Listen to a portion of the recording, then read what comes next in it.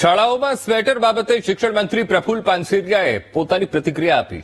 Sweater બાબતે શાળાઓ વિદ્યાર્થીઓ પણ દબાણ નહીં કરી શકે। કહ્યું કે ચોક્કસ પ્રકારના ગરમ કપડા બાબતે દબાણ કરતી શાળાઓ જડતા નહીં કરે અને સાથે પણ કહ્યું કે ટ્રસ્ટીઓ અને વાલીઓ સાથે સંવાદ કરીને પ્રશ્નોના ઉકેલ લાવવામાં આવે।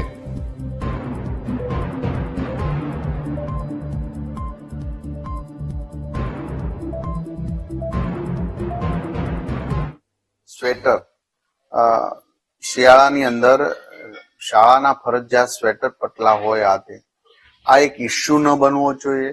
શાળા એ આપણું મંદિર છે, આપણું બાળક ત્યાં ભણી રહ્યું છે, વાલી પણ એમના અને ટ્રસ્ટી બધા પૂજારીઓ છે, પરંતુ કોઈ બાળકને અનુકૂળતા ન હોય, એમને કાન ટોપીની જરૂર હોય, જાડું સ્વેટર પહેરવું હોય તો કોઈ શાળા એમને ફરજિયાતપણે ફરજ ના પાડી શકે। તો આ એક સંકલનનો મુદ્દો છે।